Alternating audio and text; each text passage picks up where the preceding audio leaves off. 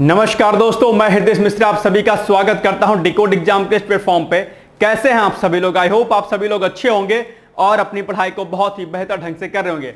देखिए, आज हम लोग इकोनॉमिक्स के एक नए टॉपिक यानी कि एनवायरमेंट के एक नए टॉपिक पर आए हुए हैं और वो टॉपिक बेसिकली हमारा आज का क्या है, बहुत ही इंपॉर्टेंट है। इंपॉर्टेंट इसलिए है बिकॉज ऑफ ये जो है आपके एग्जाम में कई बार पूछा गया है। यहां से प्रश्न न सिर्फ आपके प्रीलिम्स परीक्षा में पूछे जाते हैं बल्कि यहां से प्रश्न आपके जो है मुख्य परीक्षा में भी पूछे जाते हैं। तो टॉपिक बेसिकली हमारा क्या है? टॉपिक है हमारा सतत विकास या धारणीय विकास भी इसको हम कहते हैं। क्या? सतत विकास या धारणीय विकास। सतत विकास क्या होता है, धारणीय विकास इसको क्यों कहते हैं, और कुछ और चीजें हम इसमें पढ़ेंगे कि देखेंगे बेसिक रूप से कि क्या कुछ हमको इसमें करना है। ठीक है, तो अगर टॉपिक की बात करते हैं तो हम लोग क्या देखेंगे कि सतत विकास क्या होता है, एक बात, यानी कि जिसको हम लोग सस्टेनेबल डेवलपमेंट भी बोलते हैं। और सस्टेनेबल डेवलपमेंट के बारे में आप लोगों ने बखूबी जो है पहले पढ़ाई की होगी, नहीं किया है तो आज हम इसको समझेंगे कि दरअसल जो सस्टेनेबल डेवलपमेंट जिसको हम सतत विकास कहते हैं वो क्या होता है, इसके अलावा सतत विकास के स्तंभ क्या होते हैं, इसके अलावा क्या है समावेशी विकास। और इसी के साथ में आगे हम लोग एक चीज और पढ़ेंगे, वो भी आप लोग इसमें मेंशन कर लीजिए। नेक्स्ट टॉपिक आपका क्या हो जाएगा? SDG goals. क्या? SDG goals. ये भी आपके एग्जाम में पूछाता है। 17 एसडीजी गोल्स हैं और जो आपकी प्रीलिम्स परीक्षा में पूछे जाते हैं। हर साल एक ना एक प्रश्न एसडीजी गोल से आता ही आता है। तो ये हम लोग 2-3 टॉपिक को आज कवर करेंगे। बहुत लंबी क्लास हमारी नहीं है लेकिन बहुत महत्वपूर्ण क्लास है, यह बात आपको ध्यान रखनी है।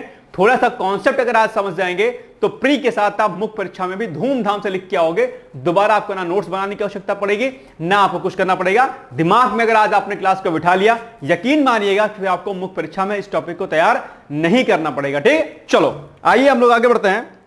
देखो, सबसे पहले हम बात करते हैं सतत विकास। भाई साहब, सतत विकास क्या होता है? विकास आपने सुना होगा, 2 कॉन्सेप्ट हैं।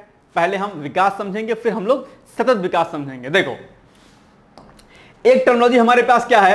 एक टर्मिनोलॉजी हमारे पास है विकास, जिसको हम लोग क्या बोलते हैं? इसको हम लोग बोलते हैं नॉर्मल रूप से डेवलपमेंट बोलते हैं। और एक टर्मिनोलॉजी हमारे पास और है, इसको हम लोग क्या बोलते हैं? सतत विकास कहते हैं। क्या कहते हैं? सतत विकास कहते हैं। ठीक, 2 कॉन्सेप्ट है हमारे पास। अब देखो, जनरली विकास का मतलब क्या होता है? विकास का मतलब रोटी कपड़ा मकान, आपके पास सभी जो बेसिक जो नीड होती हैं, यानी कि जो भी आपकी क्या होती है, जो बेसिक आपकी नीड होती है, BASIC बेसिक नीड, ये बेसिक नीड आपकी क्या हो, फुलफिल हो जाए। ये जब पूरी हो जाती है तो हम कहते हैं कि हम विकास कर रहे हैं, क्योंकि आपको अच्छी सड़कें मिल जाएंगी, अच्छा कपड़ा पहनने के लिए मिलेगा, खाद्य पदार्थ आपको अच्छे से मिलेंगे, सब कुछ मिलेगा आपको अच्छे तरीके से, यानी कि शिक्षा, स्वास्थ्य, मनोरंजन की सभी चीजें आपके पास उपलब्ध होंगी। और परिवहन से लेकर के अन्य जितने भी उपभोग की जो चीजें होती हैं आपके लिए, अगर वो आपके सामने उपस्थित है तो कहा जाएगा कि कहीं ना कहीं हम डेवलप्ड कंट्री हैं। जैसे अमेरिका में अगर आप जाओगे तो वहां पर सब कुछ ठीक ठाक जीवन प्रत्याशा भी है, ठीक ठाक लोग खा पी रहे हैं, परिवहन, शिक्षा, स्वास्थ्य सब कुछ बहुत बेहतर है। तो कहा जाता है कि वो क्या है? डेवलप्ड कंट्रीज है। क्या कहा जाता है? कि वो डेवलप्ड कंट्री, यानी कि वो विकास कर चुकी है, विकास उनका हो चुका है। यही ना होता है विकास। ठीक, तो ये हो गया कॉन्सेप्ट कि भैया जितनी चीजें होती हैं, सभी चीजें, यानी कि जीवन के लिए जो भी आवश्यक चीजें होती हैं, क्या? जीवन के लिए जो भी आवश्यक वस्तुएं होती हैं, जीवन के लिए आवश्यक सभी वस्तुओं की पूर्ति होती है। क्या? आवश्यक सभी वस्तुओं की पूर्ति। क्या? सभी वस्तुओं की, ठीक, सभी वस्तुओं की क्या पूर्ति हो रही है। ठीक है, तो कहा जाएगा कि भाई हम डेवलप हो गए हैं या डेवलपमेंट हम कर रहे हैं। ठीक है, लेकिन यह तो हो गया कि हमारी सभी आवश्यकताओं की पूरी, हमारी जो आवश्यकताओं की पूर्ति हमारी क्या हो गई, यानी कि हम डेवलप हो गए अपने आप में। ठीक, लेकिन एक कॉन्सेप्ट और होता है भाई साहब, वो होता है क्या? सतत विकास। क्या? एक टर्मिनोलॉजी हमारे पास सामने क्या है? एक टर्मिनोलॉजी हमारे सामने है जिसको हम कहते हैं क्या? इसको हम कहते हैं विकास। लेकिन जो दूसरी टर्मिनोलॉजी हमारे पास है, इसमें से एक शब्द इसके आगे और प्लस कर दिया गया, जिसको क्या कहा गया है? सतत। तो विकास, एक शब्द विकास, एक शब्द विकास, दोनों में कॉमन है, लेकिन यहां पर सतत एक शब्द क्या हो गया? प्लस में ऐड हो गया। तो सतत का मतलब क्या होता है, इसको हम लोग थोड़ा सा समझने का यहां पर प्रयास करेंगे। सतत का मतलब क्या होता है भाई साहब? सतत का मतलब होता है निरंतर। क्या? निरंतर। क्या? निरंतर। या इसको अगर दूसरी टेक्नोलॉजी में समझे तो इसको बोलेंगे सतत का मतलब सदैव। क्या? सदैव। यानी कि सदैव विकास, यानी कि ऐसा विकास जो हमेशा चलता रहे, हमेशा आगे चलता है। लेकिन यह कब संभव होगा? बात को जरा ध्यान से समझना। अगर बात हम करते हैं सतत विकास की, किसकी विकास की? एक तो विकास हो गया कि भाई हम डेवलपमेंट कर रहे हैं, सभी आवश्यकताओं की हमारी पूर्ति हो रही है, लेकिन यह विकास कब तक होना चाहिए? यह विकास सतत विकास के रूप में होना चाहिए, यानी कि निरंतर विकास होते रहना चाहिए। लेकिन इसका मतलब यह हुआ कि अगर आपको सतत विकास करना है तो भाई सिंपल सी बात है कि आज आप यहां पर ए नाम के व्यक्ति हैं, आपने अपना विकास कर लिया, आपकी आने वाली पीढ़ी बी है, वो भी विकास कर रही, वो भी जिएगी। लेकिन अगर आप एक बात ये सोचो कि जितने भी संसाधन थे, क्या? जितने भी संसाधन थे और आपने उन्हीं संसाधनों का क्या कहते हैं खूब उपभोग कर लिया, तो इसका मतलब यह हुआ कि आपने यहां पर डेवलपमेंट किया, आपने यहां पर क्या किया? विकास किया। ठीक है, आप आगे बढ़ गए, आपके विकास से इनको भी फायदा हुआ, ये भी आगे बढ़े। लेकिन धीरे धीरे क्या होगा?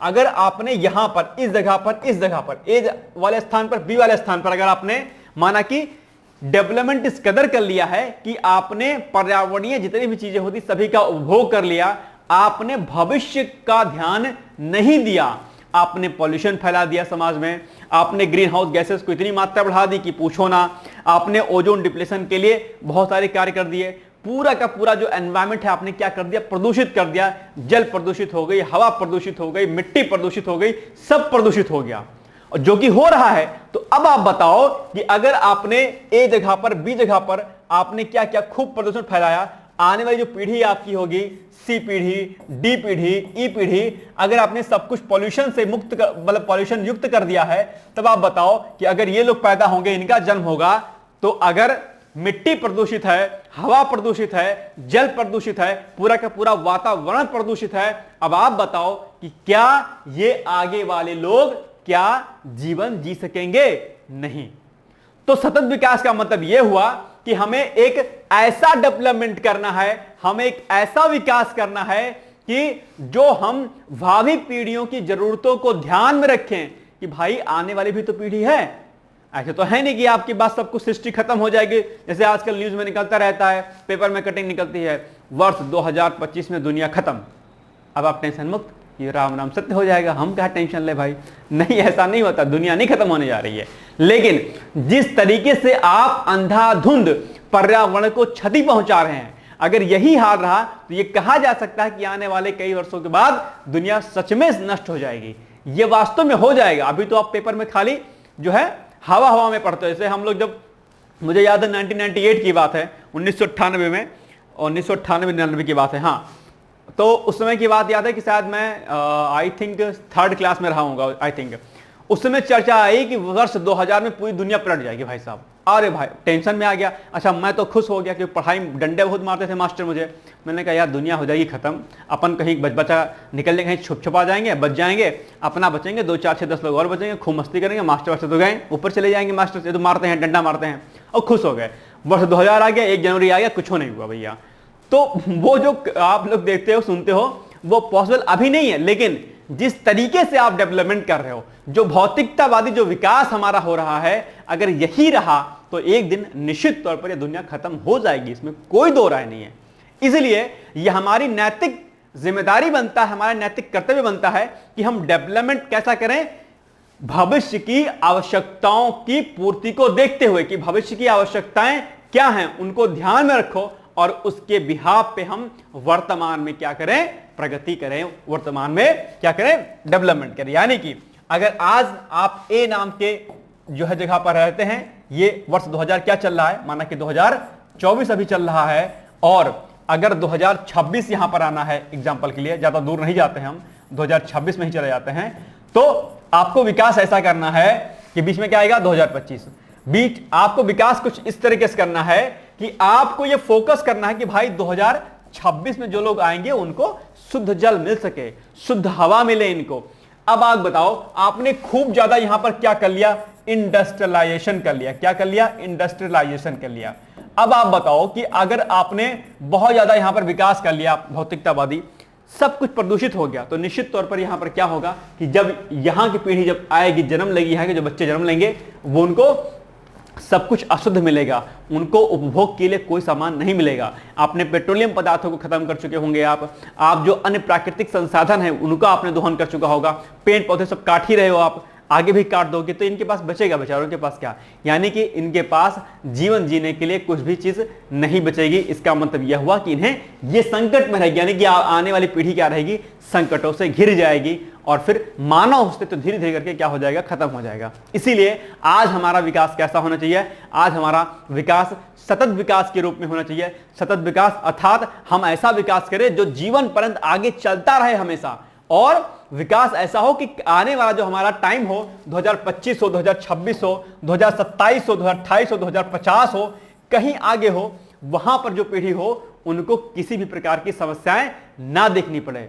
तो ये ऐसा विकास क्या कहेगा, सस्टेनेबल डेवलपमेंट कहलाएगा, याद रखिएगा, ठीक है। और आपने एक ब्रटलैंड जो है रिपोर्ट आपने पढ़ी होगी, उसके बारे में 1987 में वो रिपोर्ट सामने आई और उसी में दरअसल सस्टेनेबल डेवलपमेंट अर्थात सतत विकास की बात कही गई थी। तो आइए इसके थोड़ा सा हम हिस्ट्री के रूप में इसको जानते हैं, पढ़ते हैं और फिर इसके आगे हम देखते हैं क्या कुछ पॉइंट्स हमें समझना है। क्या ये जो बिंदु हमने समझाया आपके समझ में नहीं आया?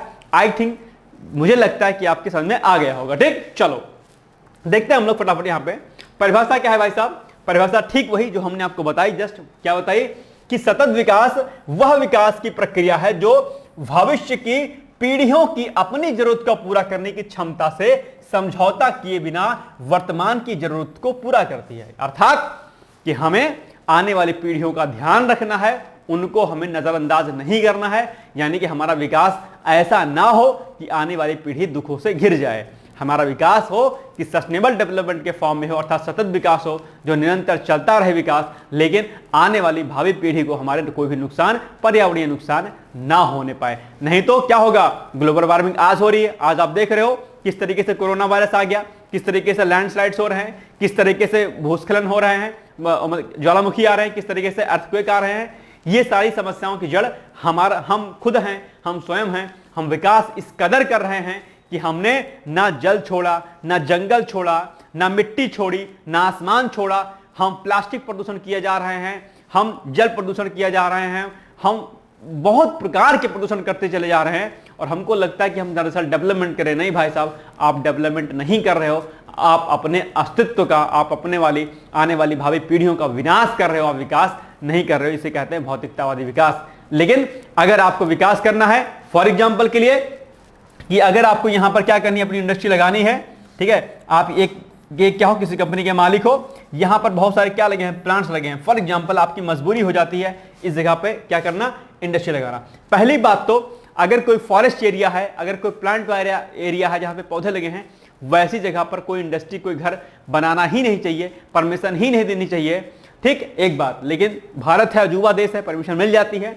हम कह रहे हैं अगर फॉर एग्जाम्पल के लिए मजबूरी किसी की हो जाती है कि यहीं पर कोई रोड बनानी है, कंस्ट्रक्शन करना है, रोड पेड़ काटना है, ठीक है, तो अगर आपने 10 पेड़ काटे भाई साहब, ठीक है, तो आपकी नैतिक जिम्मेदारी बनती है कि कम से कम आप 20 से 30 पेड़ जो है लगाओ। क्या दुगने से ज्यादा 20 से 30 पेड़ आप लगाओ, और न सिर्फ आप लगाओ बल्कि उसकी सुरक्षा की भी जिम्मेदारी होनी चाहिए। जिस भी कंपनी का टेंडर हो, वहां पर जो भी चीजें वहां पर चल रही हो, उनकी नैतिक जिम्मेदारी होनी चाहिए।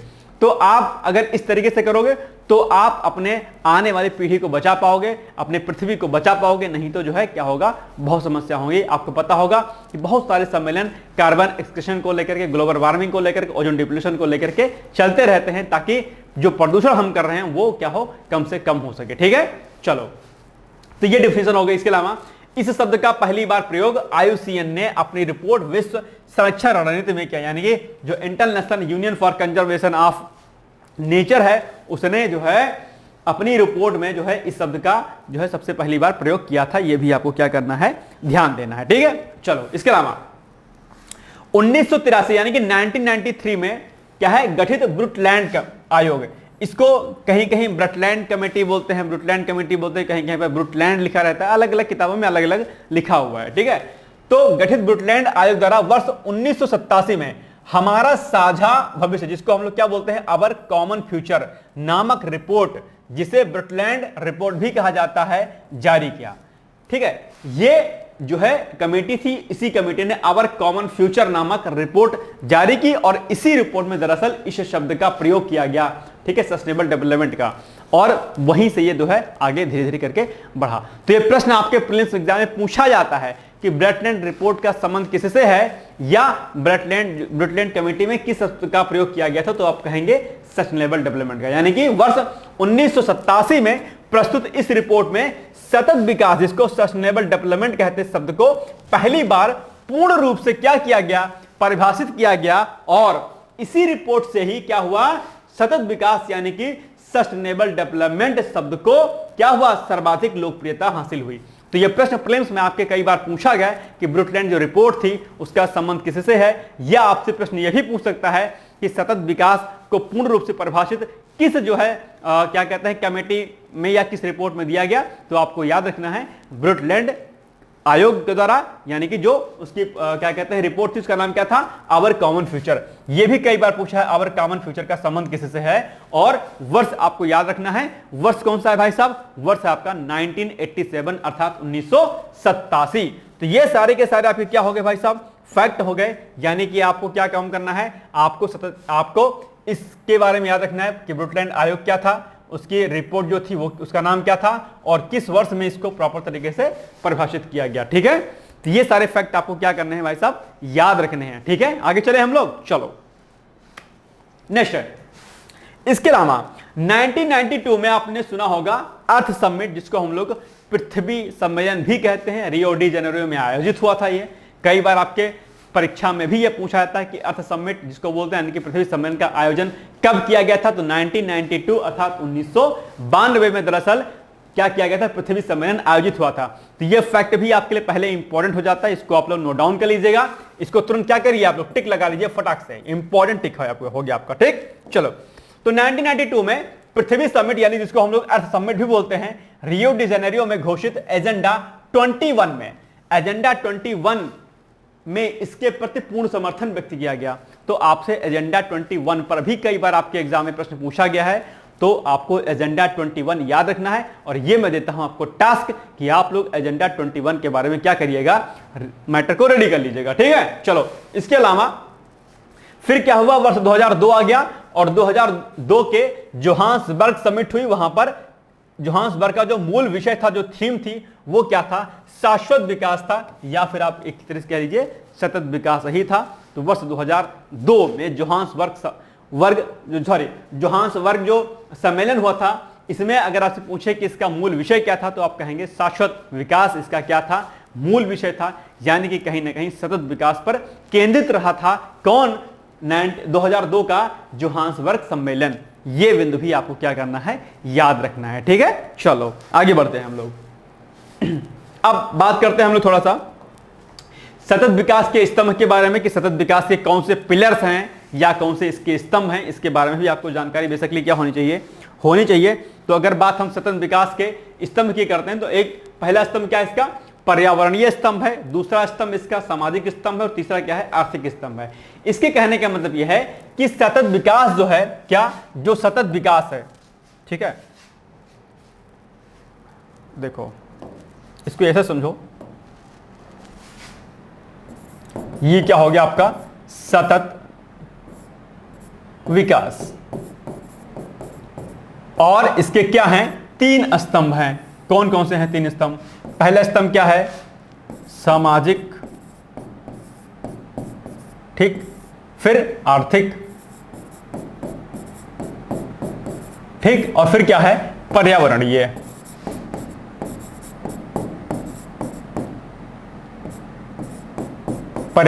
ठीक, ये देखो, इसका मतलब ये हुआ कि सतत विकास के 3 पिलर हैं, 3 स्तंभ हैं। यानी कि हमें सतत विकास कैसे करना है, हमें विकास करना है भविष्य की आवश्यकताओं की पूर्ति को ध्यान में रख करके, लेकिन उसका बेस क्या होना चाहिए, पिलर क्या होना चाहिए, पिलर होना चाहिए 3।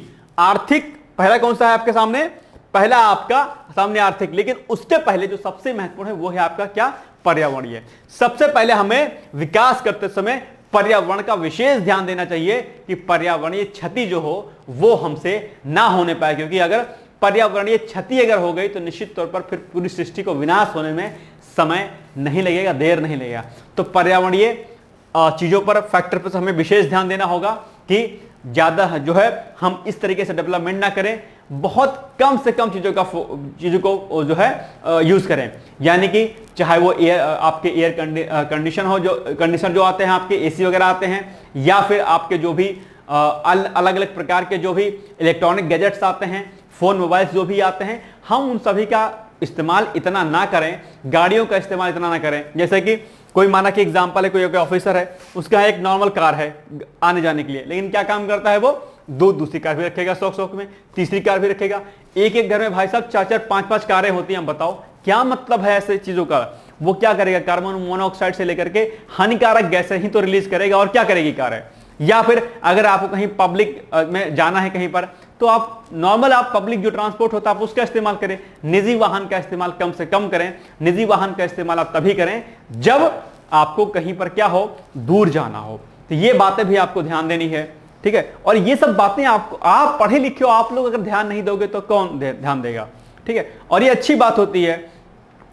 मेरे बड़े भाई हैं, क्या कहते हैं, असिस्टेंट प्रोफेसर हैं, और वो अभी भी जो है मतलब अच्छी खासी सैलरी है, IIT खड़गपुर से पास आउट हैं, सब कुछ है, JRF हैं, उसके बाद फिर उन्होंने SRF भी किया, ठीक है, बहुत अच्छी पोस्ट पे हैं। लेकिन आज भी वो साइकिल से चलते हैं बहुत अच्छे तरीके से। लेकिन भारत जैसे देश में क्या है, साइकिल से अगर आप किसी अच्छी पोस्ट पे हो, अगर आप साइकिल से चलते हो तो आपको लोग क्या सोचते हैं, बेवकूफ समझते हैं, मूर्ख समझते हैं। नहीं भाई साहब, वो मूर्ख नहीं, वो आपसे कहीं गुना ज्यादा क्या है, समझदार है, वो अपने पर्यावरण का ध्यान दे रहा है। तो मैं अपने भाई से अक्सर बोलता हूँ कि गाड़ी नहीं ले जाते हो, कह नहीं गाड़ी क्यों लेके जाना, फालतू में परेशान होगा और हेल्थ के लिए भी अच्छा है। बिल्कुल सही बात है, ठीक है। जहां तक कोशिश हो सके कि आप साइकिल का इस्तेमाल करें, आप पब्लिक ट्रांसपोर्ट का इस्तेमाल करें, ये आपको ध्यान देना होगा, क्योंकि आपका आने वाला भविष्य भी तो है।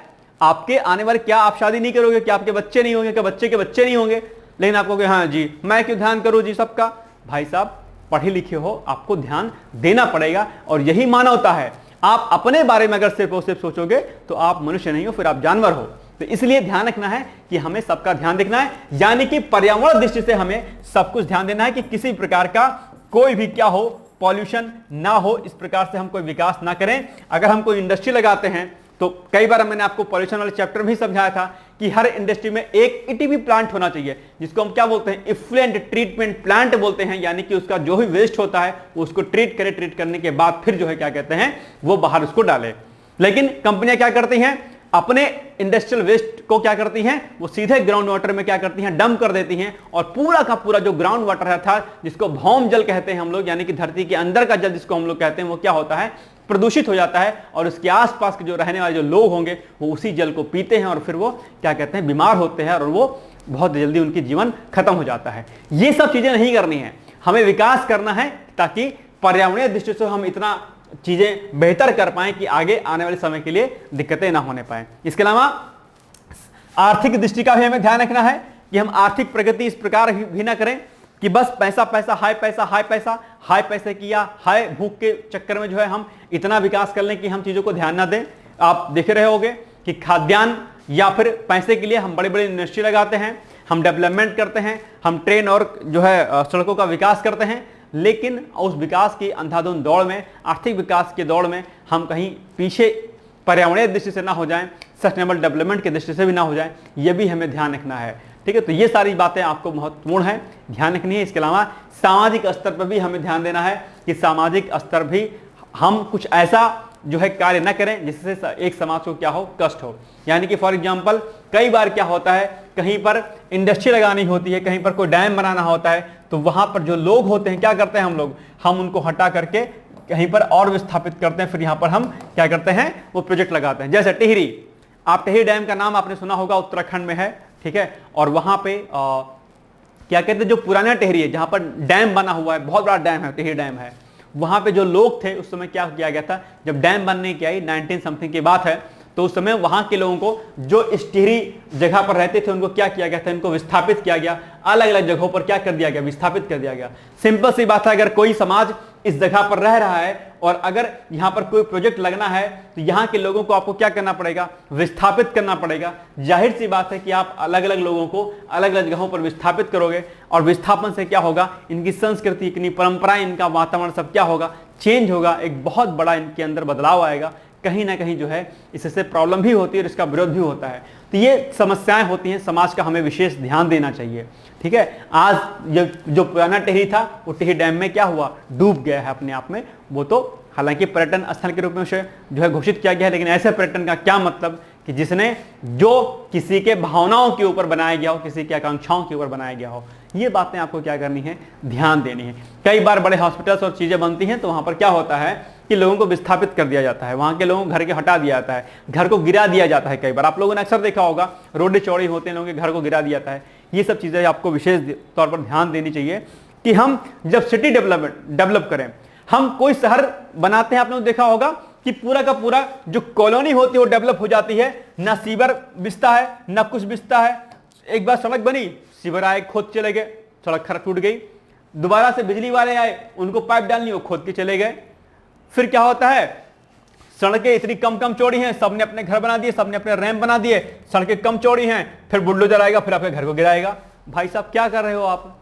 आखिर जब सिटी डेवलप हो रही थी तो नगर निगम से लेकर के जो उच्च अधिकारी थे वो क्या कर रहे थे? आखिर क्या सिविल सर्विसेज की तैयारी करने का क्या उनका यही मतलब था? सारी गलतियां होती हैं, बहुत बड़े स्तर पर गलतियां होती हैं। पर्यावरण मंत्रालय से लेकर के कहीं ना कहीं जो छोटे स्तर पर अधिकारी कर्मचारी होते हैं, सबकी गलतियां होती हैं। डिस्ट्रिक्ट मजिस्ट्रेट से लेकर के जितने भी अधिकारी होते हैं नगर निगम तक, मैं सबको बोल रहा हूं। और ये कमी है, बहुत बड़ी कमी है कि अगर डेवलपमेंट हो रहा है तो क्या आपको इस बात का विशेष ध्यान नहीं देना चाहिए कि सिटी का डेवलपमेंट किस प्रकार से हो रहा है? लेकिन हमें तो सस्टेनेबल डेवलपमेंट हमने सिर्फ इसलिए पढ़ा है क्योंकि हमको नंबर लाना है पेपर में। तो अगर ये भावना से, इस भावना से अगर आप पढ़ोगे तो फिर शायद आप चीजों का बेहतर ढंग से इस्तेमाल नहीं कर पाओगे। इसीलिए सस्टेनेबल डेवलपमेंट आपको पढ़ाया जा रहा है, आपके आरओ के लिए भी इंपॉर्टेंट है, आपके पीसीएस के लिए भी, आपकी यूपीएससी के लिए कि भाई साहब जब आप अधिकारी बनो तो अगर आपको कहीं किसी जो है नगर निगम में अगर आपको क्या कहते हैं आपको अपॉइंट किया गया है या आप किसी अच्छे अर्बन उसमें हो, सेक्टर में हो, तो आप ये देखो कि डेवलपमेंट किस प्रकार से हो रहा है, सीवर लाइन से लेकर के रोड कंस्ट्रक्शन तक किस प्रकार से चीजें हो रही हैं। ये सब बातें आपको क्या करनी है, विशेष तौर पर ध्यान देनी, अर्थात समाज का भी हमें क्या करना है, ध्यान देना है कि ताकि भविष्य में उनको समस्याएं कोई ना होने पाए। ठीक है, चलें आगे, हम लोग आगे बढ़ते हैं। नेक्स्ट है, अब ये 3 स्तंभ हमने पढ़ लिया। अब है क्या है, सतत विकास का उद्देश्य। उद्देश्य आई थिंक आप समझ ही गए होंगे क्या क्या उद्देश्य होता है, लेकिन फिर भी आप इसको वर्ड फॉर्म में एक बार देख लीजिए। प्राकृतिक संसाधनों का संरक्षण। प्राकृतिक संसाधनों का संरक्षण मतलब जो भी प्राकृतिक चीजें हैं, जैसे क्या हो गया, जल हो गया आपका, क्या जल हो गया आपका, ठीक है, जल, जंगल, ठीक, मिट्टी, ठीक है, पहाड़, नदी, ये सब हमें क्या करनी है, सारे हमारे संसाधन है, प्राकृतिक नेचुरल रिसोर्सेज हैं। ठीक है, इनका हमें क्या करना है, इनका हमें क्या करना है, संरक्षण करना है, इनका हमें कंजर्वेशन करना है। और अगर आप इनका संरक्षण नहीं करोगे तो आने वाली पीढ़ी क्या होगी, समस्याओं से घिरी रहेगी। इसके अलावा प्रकृति के अनुकूल तकनीकी का प्रयोग, यानी कि हमें नेचर के अगेंस्ट नहीं जाना है। जैसे कि अक्सर आप लोगों ने सुना होगा, जो हम क्या कहते हैं, खनन करते हैं, खनन को लेकर के हरिद्वार में खनन को लेकर के, इलाहाबाद में खनन को लेकर के बहुत सारी चीजें होती हैं। कई बार अधिकारियों को मार दिया जाता है, खनन जो करने वाले जो लोग होते हैं। खनन करना अपने आप पे एक दृष्टि से देखा जाए सही है, दूसरी दृष्टि से नहीं सही है। तो इसके अलावा जो भी और चीजें होती हैं, यानी कि कई बार क्या होता है कि हम डैम बना देते हैं, बहुत बड़े बड़े डैम बनाते हैं, और डैम बनाना अपने आप में क्या बहुत हानिकारक होता है। हमें बिजली तो मिलती है, लेकिन उस बिजली को प्राप्त करने के एवज में कितना बड़ा नुकसान होता है, आप इसकी कल्पना भी नहीं कर सकते हैं। अगर कभी आप एमएससी एनवायरमेंट पढ़े होंगे तो आप शायद इसके बारे में जानते होंगे। लेकिन दिक्कत क्या है कि एनवायरमेंट जो विषय है भाई साहब, वो क्या किया जा रहा है, आपको बीएससी बीए में सिर्फ 1 साल पढ़ाया जाता है। और किस लिए, आप जस्ट उसको क्वालिफाइंग हो जाओ बस, और कोई दिक्कत नहीं है। जिसके लिए पूरी दुनिया इतने सारे सम्मेलन कर, पेरिस समिट से लेकर नागोया समिट, जाने कौन कौन सा सम्मेलन आप भी पढ़ के पगला गए होंगे, हम भी पढ़ के पगला जाएंगे। इतने समिट हो चुके हैं और इतनी कमेटी बन चुकी है हर एक पर्यावरण को लेकर के, उस विषय को हम 1 साल पढ़ते हैं और उस पर भी विशेष ध्यान नहीं देते हैं। और जो एनवायरमेंटल साइंस में जो बीएससी करते हैं, जो एमएससी करते हैं, जब पीएचडी करते हैं, उसके बाद सरकार उनको नौकरी भी नहीं देती है, मतलब नौकरी निकलती नहीं भाई साहब। बाकी तो बात छोड़ दो। सीपीसीबी जिसको हम सेंट्रल पोल्यूशन कंट्रोल बोर्ड बोलते हैं, SPCB state pollution control board, Uttar Pradesh SPCB की बात अगर मैं करूं, जिसको हम लोग क्या बोलते हैं, एसपीसीबी, यानी कि स्टेट पोल्यूशन कंट्रोल बोर्ड। हर राज्य का अपना स्टेट पोल्यूशन कंट्रोल बोर्ड होता है, लेकिन ये यूपी का जो एसपीसीबी है भाई साहब, जल्दी वैकेंसी नहीं निकलती है, कभी नहीं निकलती है। इक्का दुक्का निकलेगी, जो उस फील्ड से संबंधित होगा वो जानेगा, नहीं तो नहीं जाएगा। यानी कि जिस चीज को लेकर के पूरी दुनिया जो है क्या है, अपने आप में चिंतित है, अपने आप में जो है बहुत ज्यादा इस पर काम कर रही है, उसी विषय को हमारे जैसे देश में क्या हो रहा है, पढ़ाया ही नहीं जा रहा है। नेता लोग बस बकबक करते चले जाते हैं और कुछ नहीं होता है। ये समस्या है हमारे। इसलिए हमें डेवलपमेंट, प्रकृति के अनुकूल तकनीक, हमको टेक्नोलॉजी अगर हम कोई अडॉप्ट कर रहे हैं तो हमें इस बात का ध्यान देना चाहिए कि उस टेक्नोलॉजी से नेचर का नुकसान ना होने पाए। इसीलिए कहा गया कि प्रकृति के अनुकूल तकनीक का प्रयोग हमें करना है। हम कुछ ऐसी टेक्नोलॉजी ना डेवलप कर लें कि जिससे हमारे नेचर को क्या हो, नुकसान पहुंचे। ठीक है। इसके अलावा सामाजिक अन्याय की समाप्ति। सामाजिक अन्याय कि जो भी दिक्कतें हैं सोशल उसमें क्या कहते हैं, सोसाइटी में, उनका भी क्या हो, क्या कहते हैं, समाप्ति हो जाए। इसको हम अभी समावेशी विकास में पढ़ेंगे। ठीक है। इसके अलावा संस्थाओं का विकेंद्रीकरण हो, ताकि चीजें जो है क्या हो, नीचे से ऊपर तक पहुंचे और सभी समस्याओं को ध्यान में दिया जाए, रखा जाए, उसके बिहाफ पे जो है कोई भी योजना और नीति बनाई जाए। ठीक है। चलो अब एक टॉपिक हमारे सामने वही आ गया जस्ट जिसकी बात हमने की थी, क्या है समावेशी विकास। सतत विकास हमने समझ लिया कि पर्यावरणीय दृष्टि से, आर्थिक दृष्टि से सब कुछ ठीक ठाक हो, हमें सबका ध्यान रखना है। समावेशी शब्द को संभवतः वर्ष 2002 या 2000, शायद 2000 या 2002 के आसपास जो है इस टर्मिनोलॉजी का इस्तेमाल किया गया था। ठीक है। समावेशी विकास का मतलब यह है, आप इसको जस्ट समझो कि समावेशी विकास का मतलब यह हो गया कि जो अंतिम पायदान पर खड़ा व्यक्ति है, क्या अंतिम पायदान पर, क्या अंतिम पायदान पर। ठीक है। हमें विकास, सतत विकास करना है। ठीक है। भविष्य की जरूरतों को देखना है, हमें सतत विकास वैसा करना है। लेकिन समावेशी विकास का मतलब यह हुआ कि हम सतत विकास के साथ में समावेशी विकास कर रहे हैं, अर्थात सभी का विकास करें। यानी कि जो अंतिम पायदान पर, जो अंतिम पायदान पर बैठा जो क्या है, जो व्यक्ति है, उस तक जो व्यक्ति है उस तक जो है क्या हो, सभी प्रकार की उसे सभी जो सुविधाएं होती हैं वो क्या सकें, मिल सकें, सभी सुविधाएं उसे मिलें। ये नहीं कि जो क्या, जो अमीर है उसी को सभी सुविधाएं मिले, नहीं।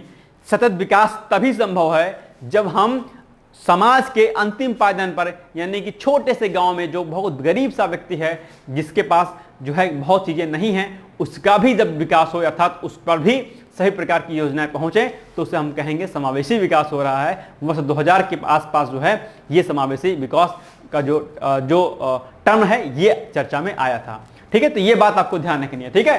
तो सतत विकास हमें करना है समावेशी विकास के साथ में। तो सतत विकास कैसा होना चाहिए, सतत विकास कैसा होना चाहिए, समावेशी विकास के साथ में मिलकर के होना चाहिए, ये आपको ध्यान रखना है। और सतत विकास को हम लोग बेसिकली कभी कभी क्या कहते हैं, धारणीय विकास भी बोल देते हैं। तो कंफ्यूज नहीं होना है, धारणीय विकास, क्या, धारणीय विकास, यानी कि सतत विकास को हम लोग कई बार धारणीय विकास भी बोलते हैं। तो ये कुछ टर्मिनोलॉजी थे जो आपको समझ में आ गई होगी, जहां तक मुझे लगता है। ठीक है। चलें आगे बढ़ते हैं हम लोग। नेक्स्ट है अब एसडीजी लक्ष्य। ये कई बार आपके एग्जाम में पूछा गया है कि जिसको हम लोग क्या बोलते हैं, एसडीजी लक्ष्य या गोल, जिसको सस्टेनेबल डेवलपमेंट गोल भी बोलते हैं। इसको एसडीजी गोल्स क्या होते हैं, 17 एसडीजी गोल्स अपनाए गए हैं। और ये आपके परीक्षाओं में एक ना एक प्रश्न जो है यहां से 17 जो गोल्स अभी मैं आपको बताऊंगा उनमें से एक गोल पूछ लेगा कि बताओ एसडीजी फर्स्ट में क्या है, एसडीजी 17 में क्या है, एसडीजी 16 में क्या है, एसडीजी 10 में क्या है। कई बार आपके एग्जाम में यहां से प्रश्न पूछा जाता है। तो आज इसको आप लोग थोड़ा सा देख लीजिएगा, प्रीलिम्स के पॉइंट ऑफ से यह टॉपिक क्या है आपके बहुत ही महत्वपूर्ण है। ठीक है। तो देखो जरा, वर्ष 2015 में संयुक्त राष्ट्र द्वारा गरीबी और सामाजिक असमानता को दूर करने हेतु 17 एसडीजी लक्ष्य का निर्धारण किया गया और इनको प्राप्त करने का जो लक्ष्य निर्धारित किया गया वो निर्धारित किया गया वर्ष 2030 तक। यानी कि जो है संयुक्त राष्ट्र ने कहा ये हमारे कुछ गोल्स हैं, कुछ हमारे लक्ष्य हैं और इन लक्ष्यों की प्राप्ति हमें करनी है कब तक, वर्ष 2030 तक। और उन गोलों, जो गोल निर्धारित किए गए अर्थात जो लक्ष्य निर्धारित किए गए उसमें शिक्षा, स्वास्थ्य से लेकर के बहुत सारे बिंदुओं पर चर्चा की गई। यानी कि 17 लक्ष्य निर्धारित किए गए।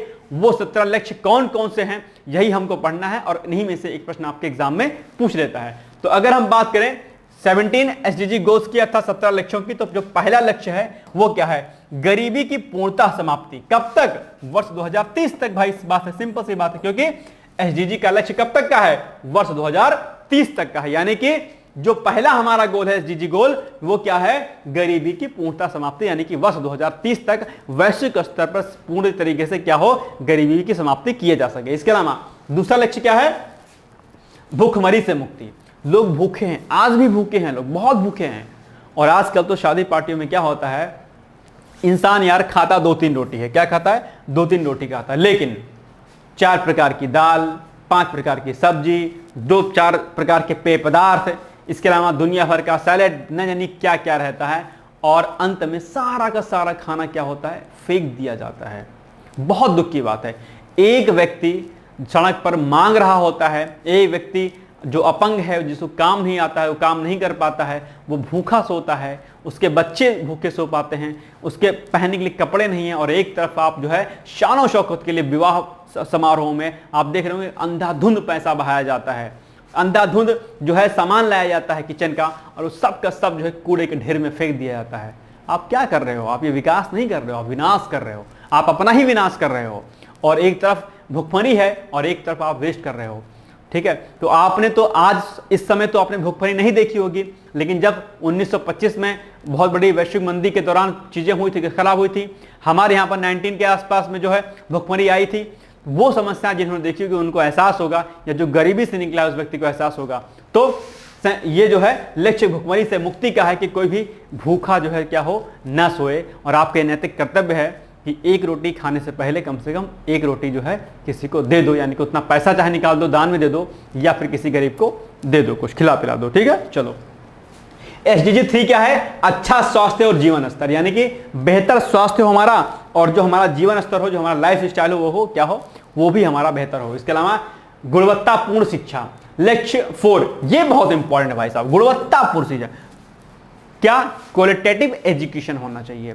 यह नहीं कि बस पढ़ लो। जैसे कि अगर आज मैं आपको एसडीजी गोल्स पढ़ा रहा हूं, सस्टेनेबल डेवलपमेंट पढ़ा रहा हूं, तो आपका यह कर्तव्य होना चाहिए कि न सिर्फ आप इसको एग्जाम के पॉइंट ऑफ व्यू को समझो, अपने परीक्षा के दृष्टिकोण से समझो, बल्कि आप इसे अपने जीवन में उतारो कि जो आज हमने पढ़ा है, जब हम अधिकारी बनेंगे, जब कोई योजना हम बनाएंगे, लाएंगे, तो हमें पर्यावरण का, समाज का, हमें आर्थिक चीजों का ध्यान रखना है। और इसे आपको भीतर आपके ये भावना होनी चाहिए कि हमें पर्यावरण संरक्षण करना है। ठीक है, और ये कभी होगा? ये कब आएगा? ये गुणवत्तापूर्ण शिक्षा से आएगा। सिर्फ और सिर्फ मैं पढ़ा दे रहा हूं, आप रट ले रहे हो, इसका कोई लॉजिक नहीं है। जैसे अभी भी हो सकता है बहुत लोग बोर हो रहे हो, सर क्या बता रहे हो, बकबक कर रहे हो। नहीं भाई, ये बकबक नहीं है, ये आपके लिए जरूरी है, और आप शिक्षित ही तभी कहलाओगे जब सारी बातों को आप ठीक ढंग से समझोगे। ओके, चलो नेक्स्ट क्या है? ये जितने लक्ष्य हैं 1 2 3 4 करके सारे आपको याद होनी चाहिए। ठीक है, 17 तक। नेक्स्ट है लक्ष्य 5 क्या है? लैंगिक समानता। ये भी आज लैंगिक स्तर पर आज भी बहुत असमानताएं हैं, बहुत विभेद किया जाता है, भेद किया जाता है, नहीं करना चाहिए। इसलिए लक्ष्य 5 का लक्ष्य है कि लैंगिक समानता हो वर्ष 2023 तक, कोई भी किसी लैंगिक स्तर पर किसी प्रकार की असमानता ना हो।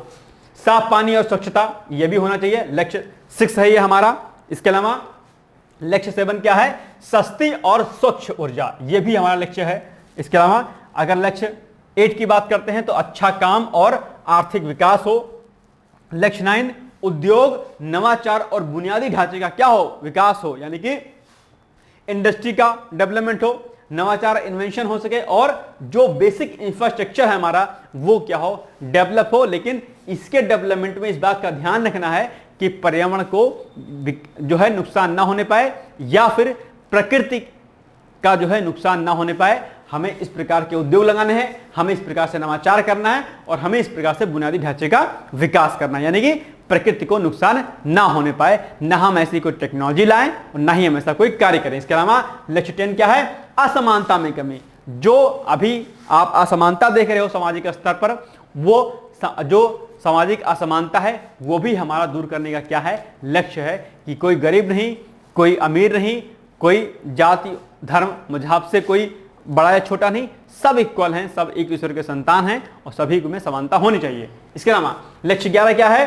टिकाऊ शहरी और सामुदायिक विकास। लक्ष्य 12 है जिम्मेदारी के साथ उपभोग और उत्पादन।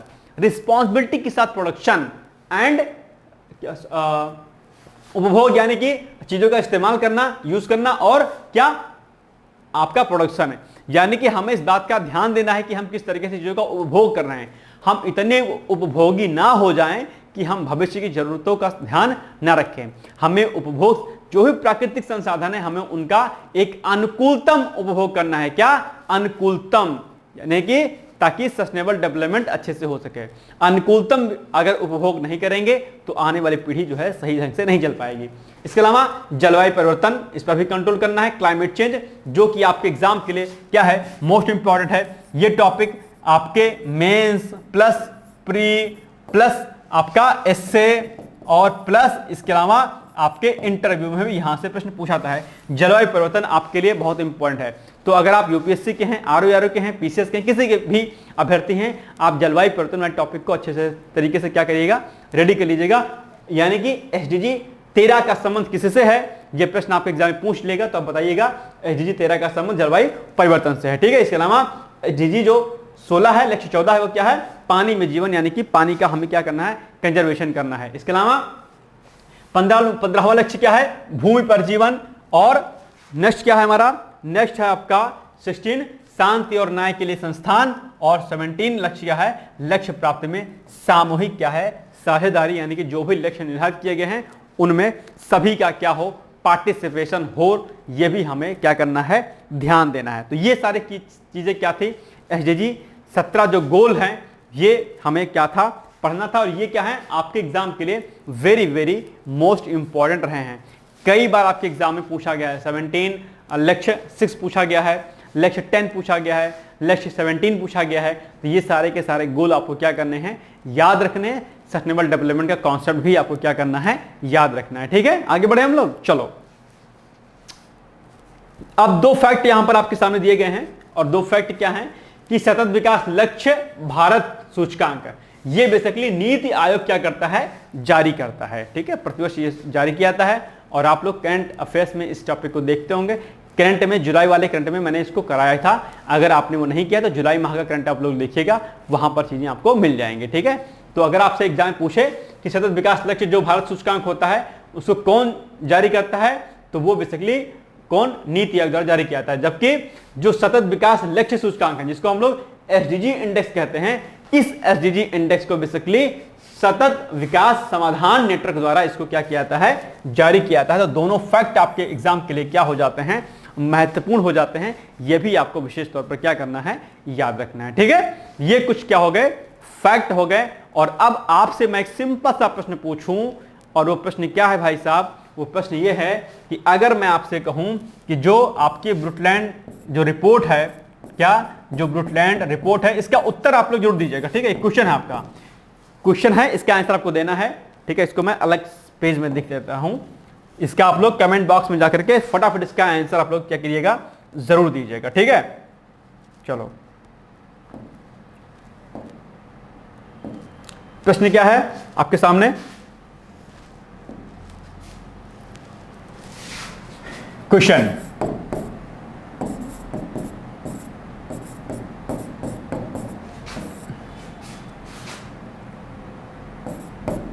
वुडलैंड रिपोर्ट कब जारी की गई, कब जारी की गई। ठीक, ए नंबर ऑप्शन है आपका, ऑप्शन नंबर ए आपका 1986। ठीक है, बी ऑप्शन 1987, सी ऑप्शन 1998, या फिर डी ऑप्शन 1887। 4 ऑप्शन दिए गए हैं आपके। ठीक है, चारों ऑप्शन में से क्या है, एक क्या है इसका सही उत्तर है। और मुझे उम्मीद है कि आप इसका उत्तर जो है क्या करेंगे, जरूर देंगे। यानी कि जो ब्रुटलैंड जो आपकी रिपोर्ट है वो कब जारी की गई, ये आपको बताना है। 4 ऑप्शन दिए गए हैं, 1986, 1987 या 1998 या फिर 1887। एक आंसर इसका सही है, एक ऑप्शन सही है। आप लोग इसका उत्तर क्या करिएगा, जरूर दीजिएगा और आपके उत्तर का मुझे क्या रहेगा, वेट रहेगा।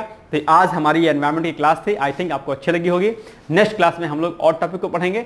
इकोनॉमिक्स की भी क्लास मेरे द्वारा कराई जा रही है, सारे महत्वपूर्ण फैक्ट को भी वहां पर कराया जा रहा है। तो आप लोग डिस्क्रिप्शन बॉक्स में दिए गए लिंक के माध्यम से, टेलीग्राम लिंक के माध्यम से आप लोग क्लास शेड्यूल को जो है डाउनलोड कर लीजिएगा। वहां पर जो भी क्लासेस दी गई हैं आप उनके अनुसार अपनी सभी क्लासेस को, पीसीएस क्रैश कोर्स को आप कर सकते हैं।